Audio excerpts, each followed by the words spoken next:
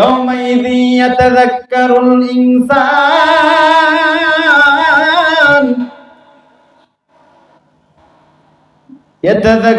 الإنسان وأنى له الذكرى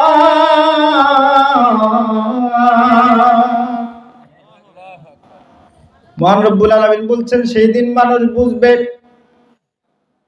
কিন্তু বুঝেই কি তার লাভ হবে?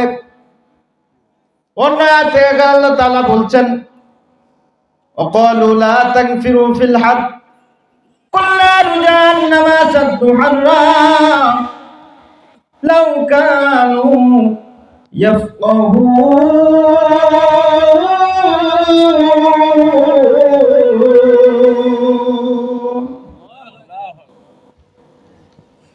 লাউ কানু ইয়াফকাহুন।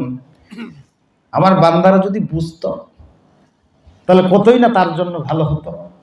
সন্তান যেই কথাটা বারবার করে নিষেধ করলাম, যদি তুমি বুঝতে তাহলে তোমার জন্য কতটা ভালো হতো, ঠিক না? ছোট্টবেলায় থাকতে কিছু কিছু কথা আমাদের টিচারদের কথা মনে পড়ে। আজকে বড় না, আজকে তোমার ক্লাস ভালো লাগে না, একদিন আসবে যেই দিন দেখা যায় একই সাথে পড়ালেখা করে কেউ ওয়াজ করতেছে, কেউ এসপি হয়েছে, কেউ ডিসি হয়েছে, কেউ এর চেয়ে বড় কিছু হয়েছে, ভালো কিছু হওয়ার জন্য বোধহয় একটা চাকরি হয়েছে, ওইখানে বাসা বাড়ি হয়েছে, সুন্দর সুন্দর করে চলতেছে, ভালো একটা গাড়ি হয়েছে।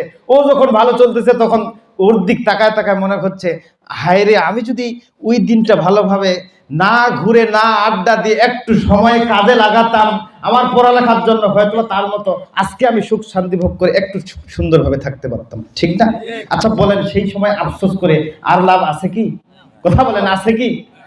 ইয়াউমাইযি ইয়াতাযাক্কারুল ইনসানু ওয়া আন্না লাহু যিকরা। মহান রব্বুল আলামিন বলছেন সেই দিন জাহান্নামীদের কাছাকাছি নিয়ে আসা হবে, আর সেই দিন তারা বুঝবে, কিন্তু তাদের বুঝে আর কোনো কাজ হবে না। শুধু এতটুকুন বলতে থাকবেন, ইয়াকুলু ইয়া লাইতানি কদ্দামতু লিহায়াতি।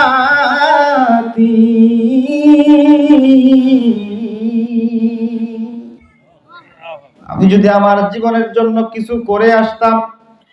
ওই জীবন তো পৃথিবীর জীবন না, পৃথিবীর জীবন তো এই, মনে রাখবেন।